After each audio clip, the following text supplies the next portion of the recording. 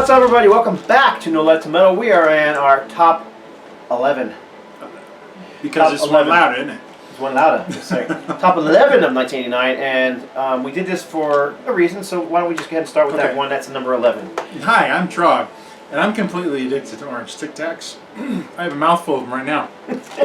So, if I drool, or if I choke on one, or if I mix up some of my merds, you'll know why. Because I have a mouthful of Tic Tacs. Number 11, in common for both of our lists, Ace Frehley, Trouble Walkin'. Technically, this originally was supposed to be Frehley's Comet album. Correct. And I actually have a copy that says Frehley's Comet on the spine. Right, I do too. But I think mainly it's considered to be an Ace Frehley solo album by this big old... But the thing for me is that I always consider Frehley's Comet Ace Frehley anyhow. So well, even the first Frehley's Comet album was technically Ace Frehley's Comet. Right. So it got a little mixed up. Whatever the case, it's all Ace. And this I thought was a very...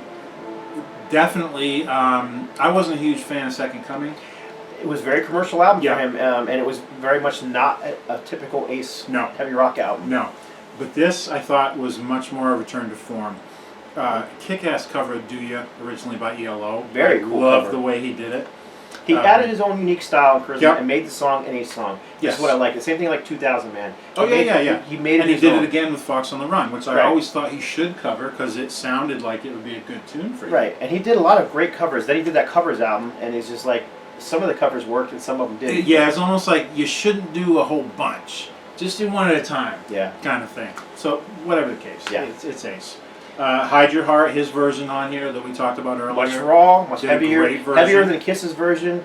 It's more believable. It is the best version I've ever heard. I would agree, because Ace can sing about living on the streets and stuff like that, and you believe him, because he probably was there. And he has that style of voice where it's, I call him Can't Sing, Don't Care. Yeah. It's rock and roll, you know what I mean? I don't care if I can't sing, it's rock and roll, you know what I mean? Yeah, you're not going to say, oh my God, Ace Frehley is my favorite virtuoso vocalist, because that's not what he is. No. He's, Alice Cooper has a great rock and roll voice. Ace has a great rock and roll voice. Jimi Hendrix had a great rock and roll voice. Joe Perry project, but they're not singers compared to like the classical rating of how well you can sing. Yeah, he's not going to put Jeff Tate to shame. No, and he's not going to say, hey, I've got a 5-octave range. Or even Paul Stanley for that matter. Right. Yeah, Paul's got a great voice, but his is strong all on its own. Right. He's not an operatic singer. Right. He just has that kind of voice. Gene Simmons has a great rock and roll voice. But anyway, good stuff. I think it's a solid album, great rock. He's got the Fractured Mirror Suite. He's got part 3 on here now. It's still great. Yeah. If you like Ace Frehley, you'll like this album. That's the way I see it. It's just a great Ace album. One of his best, I think, solo albums. And I think if you put this together with the Kiss album from the same year, Ace wins. Oh, hell yeah. And I'm a huge Kiss fan. Do you hear me saying any disparaging comments about this? Like I could barely contain myself with the other one? Yeah, it's... No, I think this, I would definitely take Ace solo over anything Kiss did in that period. For sure. Even Second Coming. Yep. Ace Frehley, Trouble Walkin'. I think I sent you that copy. Did you? I'm positive I did, yep. Because I found an extra one. You found one without the notch in it. Huh? You found one without the notch? No, I found one with, there was the promo copy with the play it, say it, and the whole thing. Oh, and okay. then the whole promo stick it on the back. And okay. Whatever, that was back when we were trading bazillion records. Oh, yeah. Well, you know, when you had money. And I had money. Or when I even had a life. You're next. Go ahead. Oh, yeah? Okay. This album was big for me, personally. This was a band that I started out just being super into, and I was like, yes, this is my new band. It didn't last long. First 2 albums, though, loved them. Tesla, what's it called? Great Radio Controversy. And the strength for me on this one was the single, Heaven's Trail, No Way Out. It's just one of those songs that hit me where I lived, and there was something about it that spoke to me so much that it like became a theme song for me, personally.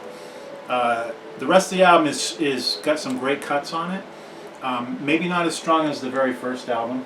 The very first album I thought there really wasn't a bad song on it. And to me, this had more substance to it, and stuff that I enjoyed over the predominant hair metal acts of the day that were so popular. At this point, yeah, stuff like Yeah. Warrant and And Winger. Enough's Enough, and Yeah. all that stuff that I might have started out liking, but it just got old and stale for me so fast. I never understood how Tesla got thrown into that whole pop metal I thing. think They they were really just I think they were just popular at the same time, but they were much more bluesy, and they never were. You wouldn't call them glam. They were more a jeans and t-shirt kind of band. Yeah, they were. They were just really straightforward, heavy rock band Yeah. or hard rock band, or of course they're not metal. Shall I? No, I won't piss on this one. But for me, this was an important album. It was a transitional album for me because I was starting to get out of this whole scene in general. But this was one of the last albums that I really liked and bought new, and I just really dug it. Ask me what they've done since, I could barely tell you anything. I lost track of them after this. Now, they Characteristically, I do that. It seems like at some point it's like, hey, my favorite band, and then they're just gone. I just forgot. Now, these guys did a cover album that I think is fantastic. They did do a cool cover They album. do cool, and they picked a lot of cool songs. Mm-hmm. I mean, who else does Peter Frampton cover? They did do War Pigs, which They I did. thought was kind of odd. And they did a good job. Yeah. It was very good. Yeah. They did pick some neat songs, and okay, the album after this actually was a big one for me too, because to me, Was that Bust a Nut? no, it was before that. It was that 5-man acoustical jam, Oh yeah. which was a big hit for them. And to me, as far as I could see through the marketing lens, it started that whole unplugged thing that was going on in the early '90s. Mhm. That was the first record I really remember coming out that it was like, all right, let's just strip down, play acoustically, record it, and then it got huge. Everybody was doing it on MTV. How many bands did those unplugged sessions? Way too many to even say. Yeah. I'm All drooling. of them. Orange stuff. Yeah, I'm drooling and I'm choking on my orange drool. Anyway, yeah, so the 5-man acoustical jam, that was when I was big into that one too. I had very personal reasons for being big into it, and then I forgot about it. Thanks, Tesla. Thanks for the memories. That's my number 10 for 1989. Number 9 for me, and this is going to be a shock because it's a totally different genre than anything I've been showing in the rest of the thing. Ooh, what could it Some be? Thrash metal. and on top of that, Christian thrash metal. Oh my God. I really got into Christian Are music. you in one of them 1989. Jesus geeks? Yes, I am. I just got hugely into. It was just amazing for me to discover all these great bands that were musically awesome, but they spoke about things that interested me at the time because I was very much into Christianity and, Right. I mean, I hate to say it, religion. You know what I mean? For lack of a better word. Yeah. I mean, you can now see why I missed all these bands, because I was going off the metal route, Right. so I didn't care about any metal bands, much less Christian metal bands. So Right. it's kind of like, duh, no wonder I didn't catch any of them. And I discovered this band and I was just like blown away. It's like, oh my gosh. I had known Vengeance Rising, Yep. you know, before that in '88, and I had known of Deliverance because Deliverance had done songs on that's California Metal Jam, and Yeah. And that's my discovery of Believer too. Was they released the East Coast Metal, which was the play on the 2 California metals, and Okay. Believer was the heaviest band on there. And my goodness, this is just great thrash metal. I mean, it's very tight, very riff heavy. Extraction from Mortality. I love the cover art. I love the purple and black. I love everything about this album. Matter of fact, I've got an old flyer in there from when they played with Red Ink, Cool. Texas show they did. But And you look at it, it's like the album art is really cool and the coloring's really cool. You see the logo, it's just straight up Believer. There's nothing stylized about it, nope. but it just totally works. This was their logo at the time. Yeah. But they, for whatever reason, they didn't use it on the cover. Anyhow, they ended up touring on with their next album with Obituary and Sacrifice from Canada, who are another thrash band, and then Obituary, of course, were not Obituary, Bolt Thrower. And How did you mix up Obituary and Bolt Thrower? I don't know. I just had Obituary in my head for some reason. Bolt Thrower were definitely death metal too. That's probably why. But they were more simplistic, grunt and grind death metal. Okay. Anyhow, I never got to see Believer live. I wish. But yeah, this definitely making my top 10. This is number 9. Believer. Awesome. Extraction from No, Mortality. that's your number 10. No, it's 9. We're going 8. Oh, Ace. Both of our 8. 11, 9, 8. Now you're on 7. Keep going. You're right. Really? Yeah. Okay. But we don't have all these in common. I should probably. We don't have anything in common. Yeah, except we for only the top, had very like 2 or 3 at the I most. think the top 2. Top 2 and the ace. And the ace. Were the only ones we had in common. So this was a weird Yeah. top 10 that we're doing. Basically, we chose our top 5 each. Yeah, for the most part. And I think Outside of the top 2 that we came together, and then the rest of them are a combination of. Yeah, we had to get creative because we just didn't have them in common anymore, and it's weird. But whatever the case, blah blah blah. Faith No More, The Real Thing. Not Faith No More's first, but to me, this was probably their most important one.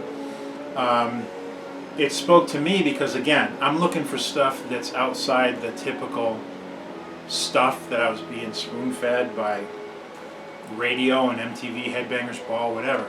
This had enough of a quirk to it that I just got really, really interested in it. I was like, all right, someone is doing something that's a little bit different, and I like what I'm hearing. The song Epic, it was a huge single off of this, and I remember seeing the video one day and just going, thank you, this is something I can latch on to. This is something I feel like is bringing me to the next level, the next place I want to be musically. So great album all the way through. Fantastic cover of War Pigs on here. You can tell Jim Martin, the guitar player, was a total Iommi disciple because he hits every little nuance and fill in that song that's on the original. You know, he doesn't skip anything. You can tell he studied that guitar part all the way through. I was in college during this period. My college roommate, hi John, who watches the videos actually. Hey John. Very cool cat. He actually buys anything my lyric puts out. It's so cool to have friends who support you like that. Absolutely. Over the years. But anyhow, he had this one, so he played it a lot on vinyl. So back you in are the day. familiar with it. So I'm very familiar with it. Okay. But again, I was total thrash head at the time, so this one didn't quite. I mean, this wasn't. It had a lot of metal going on. Yep. It had a splash of rap. Definitely. Which wasn't really my thing, but it added something to the music. Nobody It else- wasn't obvious. There wasn't a whole lot of other people doing that. Not really, no. But it also had a lot of keyboards, and not just your ding ding ding keyboards. It had some really kind of cool keyboard lines, and it supported the music. Other favorite cuts on here: the opener from Out of Nowhere, "Falling to Pieces" is a great tune. "Surprise You're Dead" is a great. It's pretty straightforward for them. I think it was an important album. I don't really think there was really nothing else like it at the time, and hasn't been since. They've definitely done other albums, but none of the other ones grabbed me the way that this one did. Yeah. Faith No More, Epic, The Real Thing. I mean, good stuff. Next up, surprisingly, more thrash. I told you, it was a thrash year for me, Friggin' man. Vengeance Rising. Vengeance Rising, and I was already a fan. I loved Human Sacrifice. I mean, I was driving in a truck. I was working for a interior design company delivering furniture and rugs and all this kind of crap. And I drove past a store and it was like Christian music and CDs. I'm like, oh, cool, I'll have to check that out. I don't even know what CDs at the time, but anyhow, I drove past, so I made my delivery on the way back. I stopped in, and they always had those listening centers. Mm-hmm. And I grabbed Human Sacrifice, and I was like, oh, that's a cool cover. And I was like, so I put that in, and I was like, oh my gosh, this is intense. I gotta buy this. I want to be in this band. So I did. I bought that record. And I mean, it was actually a tape at the time. I bought that tape, and I loved it. I devoured the tape. Took it back to college. My roommate and I both liked it. And hi, John. And Same John? same John. And John Cotter. And Mr. Cotter! yeah. Anyhow, this I couldn't wait for the follow-up. And this was the follow-up. Little did I know that that first album was actually a mixture of writers. You know, that Vengeance had been around with multiple people like Glenn Rogers and stuff. Right. So this was a very different album. It's still very heavy. I remember actually buying the record and laughing at the cover. It's just hilarious. And I get the idea behind it, but for some reason at the time, Did it offend some people with delicate sensibilities? I'm sure it did, but to me, I found it literally laughed. I remember looking at it and laughing at the cover. It's hilarious. I mean, come on, look at Roger's face there. I mean, Oh, it is. It is funny. It's comical, but and he's wearing a Deliverance shirt, which I always thought was cool. Oh, that's a riot. He's actually wearing the Greeting of Death. That's what I was going to say. Is that the one? The Greeting of Death? Greeting of Death shirt. But yeah, it's got a little more of a different influence. So now you've got Doug Thiem doing a lot of the writing, along with Larry Farkas, whereas you no longer have the Glenn Rogers riffs going on here anymore. And Doug was a huge fan of Sabbath. Oh, yeah. and Yeah. Rainbow, and Aerosmith, and Scorpions. Yeah. So now you're getting that thing going on here. And then you've got Larry Farkas, who was a big disciple of Uli Roth and Scorpions. And so you got the bow on and Led Zeppelin. So it's got a little bit more of that rock and roll vibe getting mixed in with the thrash. Yeah. And then you got a drummer who was in the band who was not even really a thrash fan. You know. Yeah. He never was. So he was always their fill-in drummer until they found a drummer. But they never did. They never did. So yeah, he was the vintage drummer, and he could play the stuff. So, but it was never his thing. So, but yeah. And I don't think it's ever really fair to call Vengeance Rising just a straight up thrash band, because they had too many unique qualities that set them apart from just thrash. You know what I mean? Oh yeah, yeah. So anyhow, I love this record from front to back. Roger Martinez actually wrote some of the songs in here. His are some of the shorter songs. But yeah, songs like, they had longer songs now too. Love Warfare. I mean, I just remember hearing that with the first track, and it was a CD at the time. I popped that CD in, I'm listening to it on the way home, and yes, this is what I want to hear. Just driving. What are we in? Warfare! What are we in? Warfare! I just loved it. Who would have known that, you know? I dig this. Yeah, that font. That's the Aussie font from Diary of a Madman. Yeah. And I've never seen anyone else use it, which is cool. That's my little... Because I don't know this album. And this I album know of it. impossible to find on vinyl. It was only released in Europe. And My yours copy is came. signed. My copy actually came signed from Larry Farkas. He had a couple copies, and he gave me one. He said, "I'm going to give you this." This is when I was in the band.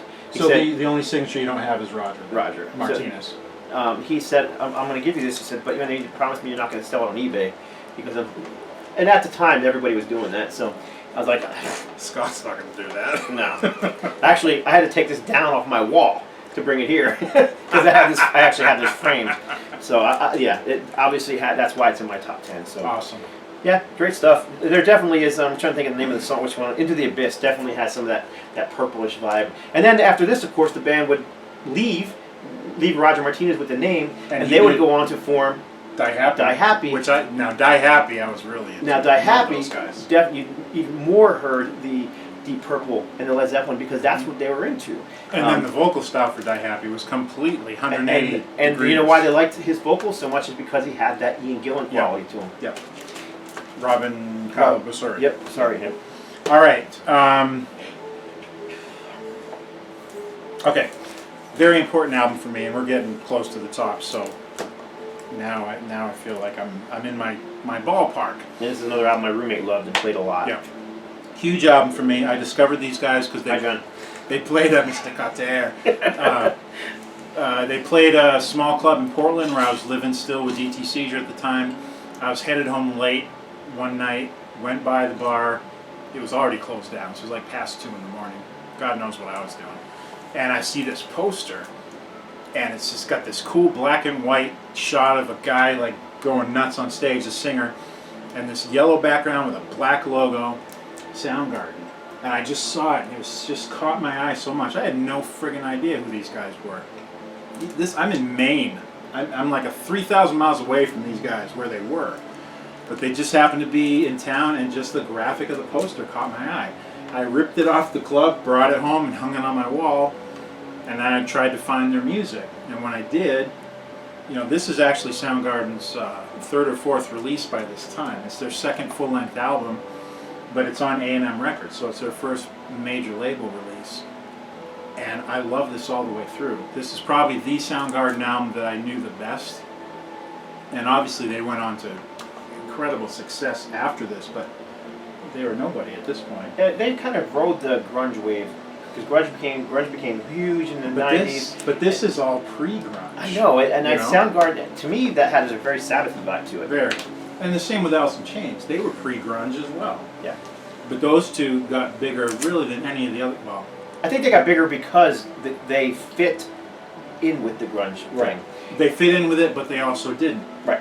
And they Like fit in, but they fit in still- well enough that they could ride that. Right. Yeah. And they did. Like, you can't really just call Alice in Chains or Soundgarden straight up grunge. No, it doesn't I work. mean, they don't sound anything like Nirvana. No. Nirvana, yeah, you can put them in that category. Maybe their earlier stuff, you can probably slide it into some metal a little bit, but nothing after that first album. But these guys, there's enough of a retro sound going on with like Kim Thayil's kind of Sabbath-inspired riffs and friggin' Chris Cornell's kind of soaring vocals. Um, And he wasn't really doing that whole Jarl thing yet either. no, he developed. He kind of had two sides as he went, but here he's just doing those really high tenor screams, and that's just his voice. It wasn't something that wasn't a put on. But this whole album, I loved it. I devoured it. This, along with one that's coming up in a minute, probably kept me in this area of music where I had just kind of lost faith in everybody. I was just so sick of everything that was coming out. See, that's what it was, how it was different, because to me, I loved the music that I liked, but I was discovering this whole wave of Christian things, which was see, I wasn't there yet. which was new to me, because it was like, where are these bands coming from that I never heard of before? See, that happened to me in the 90s, but it was not in the metal genre. It was in stuff that was just outside of it, which is fine. I gave a lot of music chances in the Christian music arena, genres that I wouldn't have given chances with their secular counterparts. That's just the way I work. But getting back, digressing. Soundgarden, Louder Than Love, 1989, huge album for me. Could easily have even been my number one, for sure. This is one of the albums that I think of when I think of that particular year. If you haven't heard it, get it. All right, my next one is shockingly another thrash album. What can I say? I was into thrash. That's what I was into at this point, you know. Yeah. And Dark Angel were, people call them B-grade Slayer or whatever. I liked them better than Slayer. I don't think they sound anything like Slayer. I don't either. They had Slayer inspired. They were obviously Slayer inspired, but And this is Ron Reinhardt? this is Ron Reinhardt's full-length debut. After the Ultimate Revenge, again, that's where I first heard him. I discovered, I knew who Dark Angel was, but I heard that, and I was just like, wow, that's freaking fantastic. And that's what you get here. This is Ron Reinhardt's, actually my copy's autographed by Ron. Awesome. Ron's a very good friend of mine, man. Yeah, long story. I won't get into all that. But the music is just, it's just pummeling. Yeah. That's how I would describe it. Beat you over the head with a hammer.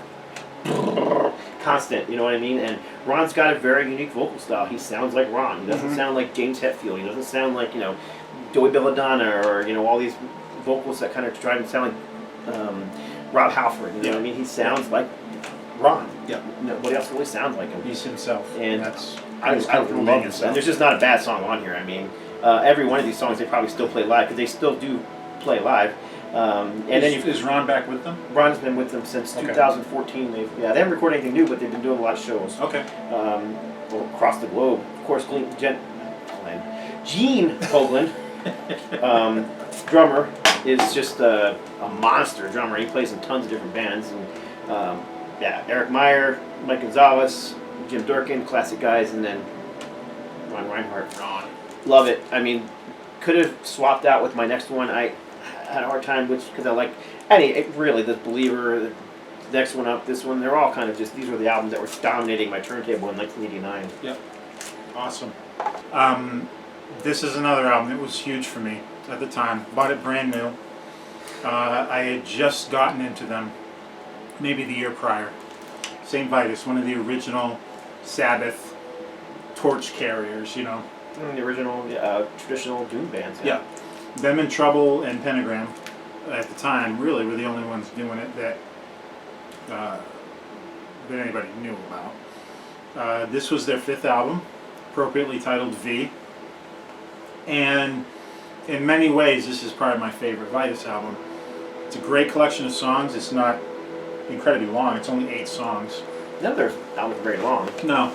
But it was Wino's third album, so he's well entrenched in the band now, and this is just a great album. There's not a song on it I don't like. One of my absolute favorite songs by them is I Bleed Black. Love that cut. Another one that's kind of an acoustic number, but Dave Chandler, the guitar player, is doing lead vocals on, and he's got a very unique approach to his singing, just the way he does with his guitar playing. It's called When Emotion Dies, and it's just such a dissonant, quirky song, and I love it.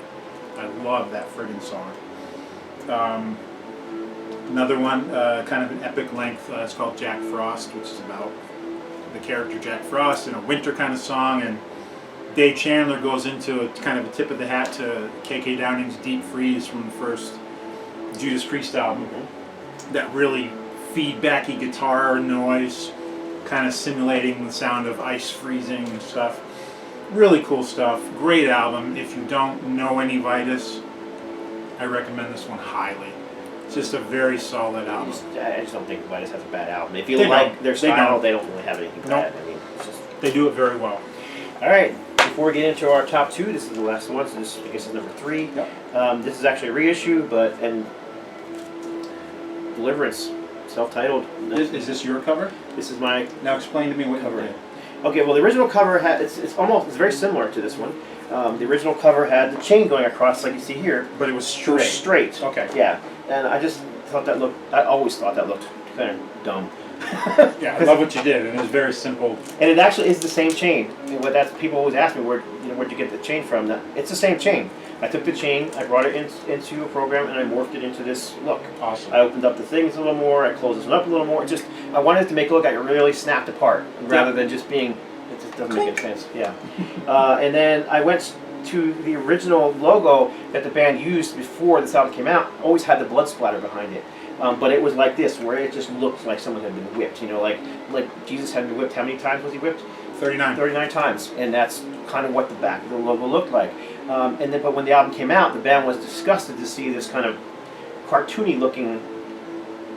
Woody Woodpecker blood. Yeah, it was very cartoony looking, and they didn't like it. They were very clear to me that they didn't like it. So when so they actually requested that. no, they didn't request it. Oh. I just knew they didn't like it. They were very Okay. clear that. At this point, I had known these guys and when I put this out, I was friends with them, and I'd known from Glenn and from Jimmy Brown that they were very happy with what the record company did with their cover. So when I was this is the first release on my own label, New Life to Metal, and I said, all right, we're going back to that logo. We're going. Awesome.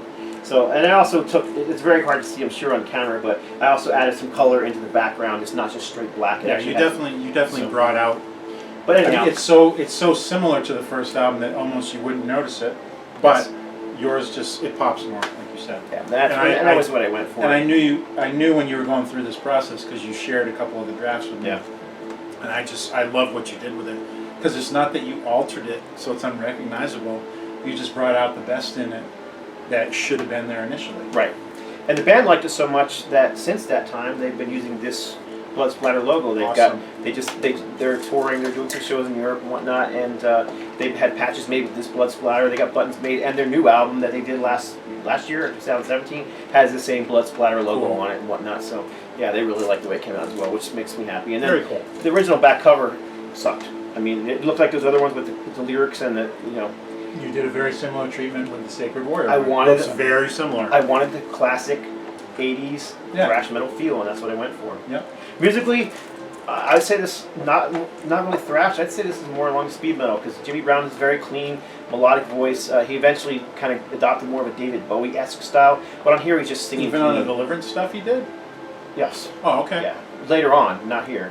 I mean, like. I knew was it Jupiter 6? That project was Yes. very highly influenced in that area. I Right, didn't not music, realize- but Deliverance had heavy stuff with him still doing the Bowie-esque style vocals. Okay. Like a song like 1990. Okay. Which was a mid-90s song, but Okay. this, speed metal. No Time was one of their biggest songs on here. Starts off as a mid-paced chugging riffing song. It builds up to a speed metal song, and it's real fast, paced riffing. Is this one was Psalm 23? No, that would have been Weapons of Our Warfare. The next Okay. one. If You Will, The Call, No Love. They also did a cover of a old worship song, Jehovah Jireh. Jehovah Jireh, okay. Same time as they did, and they do a great job of it. They do a chug, chug, chug, but it works on that song, you know what I mean? So yeah, chugging. I bought this album as a new release, and I was addicted to this album. I just couldn't get enough of it. For some reason, it reminded me at the time of Death Angel, Okay. and I was like, these guys are fantastic. I walked into just a record store, and the guy's like, he knew me. He's like, dude, check this out. You're gonna love this. And sure enough, man, I loved it. And I love these guys to this day. I mean, Part of me's kind of sad that I missed all that because I know that getting into it later is not the same as getting into it when It's new and there, fresh and, yes, yeah, when and it's happening. when it's the new thing happening. Yeah. And it's not something you can really return to necessarily. But anyhow, yeah, I love it, and I was so blessed to be able to have this on my label, and this is Oh, hell actually yeah. we did a crowdfunder for this, and that's how the whole label started. That's how Very Let the cool. Metal Record started, because of this album. Very cool. So Yeah, I remember that. All right. number 2. Now we're in sync. And no longer are we doing there's no more thrash. Are you sure?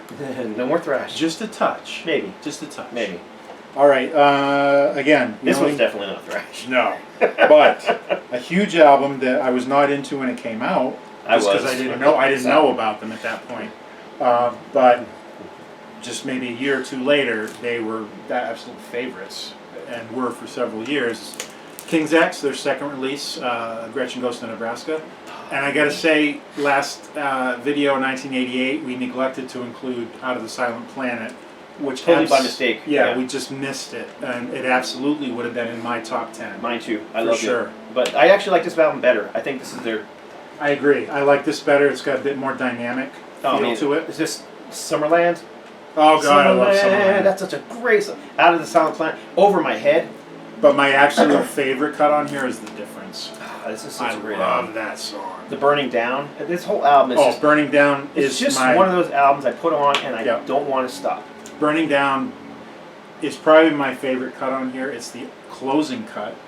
And I love the song, but it's the sentiment and the idea of it that really grabs me. And the opening line, "Where are you tonight?" I think I've stolen that tons of times in like poems I've written and stuff, because there's something about it that just grips me. I don't know what it is, but some of us know love, some of us know the burning down. I friggin' love what it says. I like the artwork. The Gretchen Goes to Nebraska was off of the, oh come on, what book was it? It's based on Narnia. That's a go. I believe, yeah. It's almost like the King's X C.S. Lewis, that's interpretation what I was trying to say. Yeah, interpretation of they Narnia. had a lot of C.S. Lewis inspiration Yes. in the first couple albums. Out of the Silent Planet was the name of the first album. Yep. It's also the opening cut on here. And it was the name of one of his books. It was from the Space Trilogy. That was the opening book from the Space Trilogy. I read that Space Trilogy. It was so weird. Oh, I friggin' loved it. I devoured it. Loved it. But it was definitely weird. It was weird. It was sci-fi before. It was like sci-fi before the space age. Yeah. And instead of traveling in rockets, this guy traveled to other planets in a coffin. Yeah. You remember? It was just like weird. so weird. But it was before, like, it was written in the 30s or the 40s, I think. And it was before there was a lot of that kind of space age rocket type stuff. Yeah, great album. And they don't sound like anybody else. I don't know where their sound came from, but they sound like... There are a couple other bands that sound like them. Oh yeah, For Galactic sure. Cowboys, Atomic Opera initially, yeah. Yeah, there was several bands that sounded like them that actually came from the same area. Yeah, and Sam But that Houston. sound, like unlike the Seattle sound, which became huge. Oh yeah, this This sound never caught on. This was very localized and very specific. Sam Houston was their manager, and I think that he had involvement with those other Galactic two Cowboys, bands. definitely Galactic Cowboys. So he had some kind of input into it. Now, after their third album, that kind of disappeared. Yes. They were still the same band, but that specific kind of production value, It they just lost changed. it. Yeah. And they were no longer with that guy anymore. Yeah, so exactly. But what a great album. it just still sound like, the 3 vocalists. Oh yeah. I mean, Jerry, the drummer, doesn't sing as much, but Ty and Doug, they share vocal And qualities. you could tell. I mean, it's like Gene and Paul. You know what I mean? They harmonize. Their voices are awesome together. A lot of people say they helped develop that Beatle-esque. Yes, very much sound. so. There's a lot of Beatles influence in there, especially with Ty's input. There's a lot of Rush influence. There's a lot of Police influence, sounds like that. So there's progressive elements. And they were a power trio. They were a power trio, and if you hear the stuff prior to King's X, which was called Sneak Preview, that stuff is even more apparent. Those early influences. Yeah, great stuff. And I'm Doug, so glad we didn't I love forget Doug them. Pinnick's voice too. He's got a very soulful Yes, yes, you gotta love it. Gotta love it. voice. And number 1. This might be a shock that this one was number 1. This but one was it was easy. both very high in our lists, and This was probably, I mean, outside of that Soundgarden. you'll probably be able to see why we agree on this one, because you saw where Trog's been going with his and where I've been going with mine. This kind of meets. This actually had this met in the middle. This is the best of both worlds to me. This was VOIVOD, Nothing Face, 1989. Yep. Progressive as hell, and they'd been heading in this direction for a couple of albums.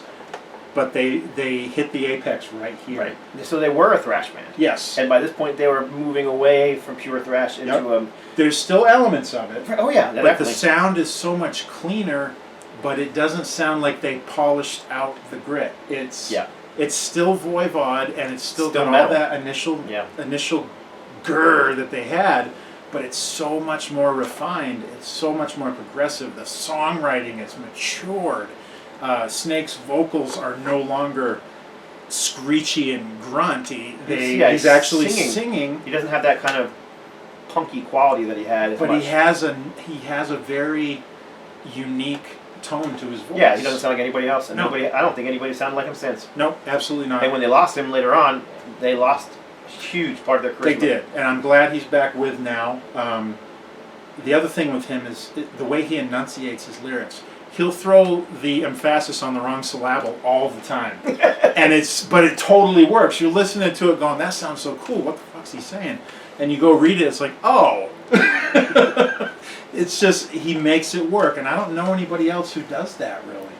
And, of course, Away, the drummer, he's responsible for all the artistic badass expression. artwork. It's amazing.